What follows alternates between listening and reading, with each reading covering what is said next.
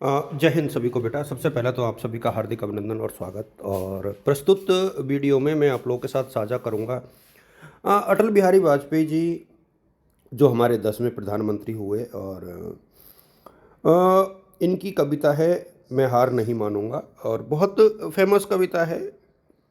भारत में के 3 बार ये प्रधानमंत्री बने, 3 बार इन्होंने शपथ ली। एक कार्यकाल पूरा किया, एक बार 13 दिन, एक बार 13 महीने, और उसके बाद पूरा कार्यकाल। 2015 में इनको भारत रत्न से भी सम्मानित किया गया।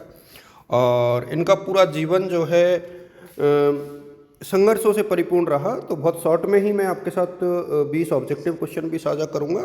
अटल जी के शब्दों में कहें तो आंधियों में जलाकर मैं रोशनी दिखाता हूँ, हार नहीं मानता, राह नहीं बनाता हूँ। एक प्रेरक कविता है जहाँ उन्होंने ये कहा है कि हर पतझड़ के बाद बसंत आता है। और उन्होंने अपने जीवन को में जो है असफलताओं को अपनी सीढ़ियों की तरह काम में लिया। और ऐसा भी नहीं था कि जब वो विपक्ष में थे तो उन्होंने कोई नकारात्मक राजनीति की। और भारतीय राजनीति का एक बहुत सफ़ेद चेहरा जिसे कह सकते हैं, बहुत ब्राइट फेस कह सकते हैं कि विपक्ष में रह कर के भी उन्होंने एक पॉजिटिव विपक्ष की भूमिका निभाई। और सत्ता में रहने पर विपक्ष का जो सम्मान किया वो बहुत मुश्किल है।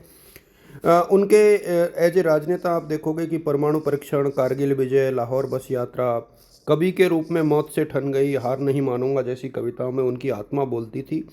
शब्द उनके बहुत बड़े हथियार थे। टूट सकते हैं मगर हम झुक नहीं सकते, सत्य का संघर्ष सत्ता से हम झुक नहीं सकते, ये उनके जीवन का मूल मंत्र था। अब मैं कुछ एक क्वेश्चन डेफिनेटली आप लोग के साथ साझा करूंगा इसके। हार नहीं मानूंगा, रार नहीं ठानूंगा, काल के कपाल पर लिखता मिटाता हूँ, गीत नया गाता हूँ। ये बहुत फेमस कविता है उनकी और उन्होंने कई बार इसका यूज किया। अदम्य साहस, शब्दों की शक्ति, एकता का संदेश और प्रेरणा की विरासत, ये कुछ चीज़ें थी।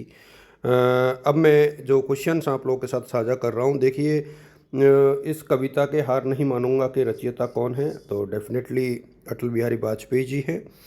कविता का मुख्य उद्देश्य क्या है? हार नहीं मानूंगा, रार नहीं ठानूंगा, गीत नया गाता हूँ। दोनों इसके ऑप्शन हैं, ए और बी। टूटे हुए तारों से फूटे क्या?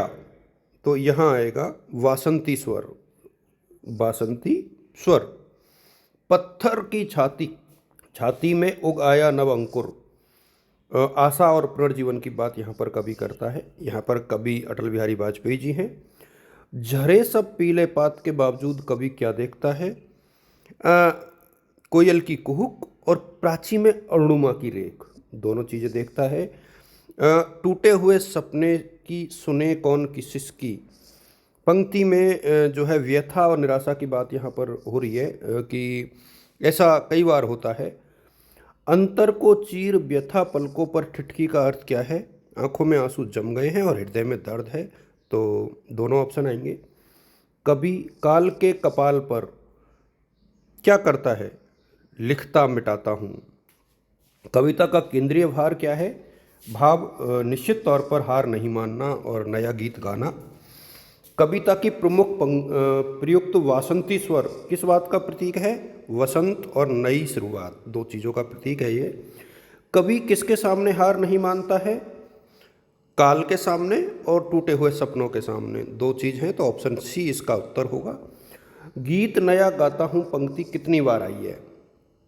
गीत नया गाता हूँ पंक्ति जो है 3 बार इस कविता में आई है। कविता में प्राची शब्द का जो उल्लेख है वो किससे है? तो पूरब दिशा से है। कविता का शीर्षक क्या है? मैं हार नहीं मानूंगा। कविता में प्रयुक्त जो अलंकार है वो कौन सा है? तो रूपक और उपमा। कभी हार नहीं ठानूंगा, मतलब बी और सी, संघर्ष नहीं छोड़ूंगा और हार नहीं मानूंगा, दोनों इसमें आएंगे। और यह कविता किस फिल्म में उद्धृत की गई थी? 12th फेल में इसका प्रयोग बहुत किया गया था। कोयल की कुहुक रात किसका चित्रण करती है? प्रकृति के पुनरुत्थान की। और इसके बाद हम देखें कविता का मुख्य रूप से संदेश क्या है? विपरीत परिस्थितियों में भी हिम्मत नहीं हारनी चाहिए। और कवि नवंकुर और अरुणिमा की रेख के माध्यम से क्या दिखाना चाहता है? तो नई सुबह और उम्मीद का उदय जो है कवि यहाँ पर चाहता है, तो ऑप्शन बी। तो इस तरीके से जो है मैं आप लोगों के साथ मैंने बहुत संक्षेप में इसको शेयर किया है। आज मैं लगभग 10-12 वीडियो साझा करूँगा, छोटे रहेंगे वीडियोज, तो आप थोड़ा सा देखते रहना। आप सभी को शुभकामनाएँ।